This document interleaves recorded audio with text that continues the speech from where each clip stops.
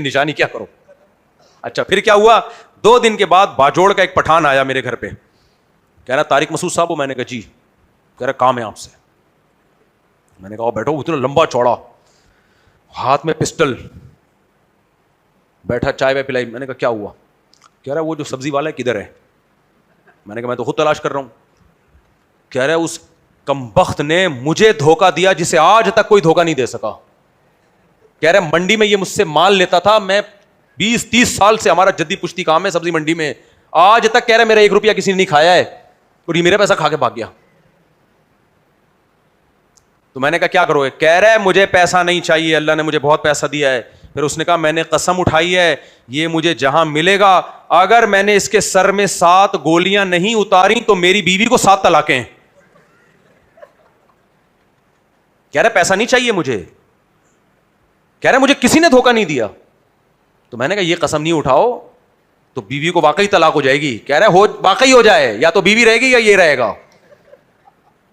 کہہ رہے جہاں ملے گا 7 گولیاں اس کے سر میں ماروں گا, یہ قسم اٹھائی ہے میں نے. وہ تھا بھی ایسا پکا تھا, مجھے پتا ہے وہ ملے گا مارے, اس کو پیسہ نہیں چاہیے تھا. کہہ رہے مجھے اس نے بیوقوف بنا دیا یار. تو پھر میں نے کہا جب اس کو بنا دیا تو ہم کس کھیت کی مولی ہیں؟ کیا خیال, ہم کس کھیت کی مولی ہیں. تو اس کے علاوہ بھی جس کو پیسے دیے الحمدللہ. اور ابھی تو ایسے واقعات میرے سامنے آئے ہیں خودکشی کے, 2 خودکشی کے کیس میرے سامنے آ گئے ہیں کہ اپنے سگے بھائی کو پیسہ دیا وہ کھا گیا, اور دوستوں کو پیسہ دیا وہ کھا گئے. شروع میں دے رہے ہوتے ہیں, پھر اس کے بعد ان کو کھل رہا ہوتا ہے. اس لیے میرے بھائی, میرے ابا کی نصیحت پہ میں نے عمل نہیں کیا تھا.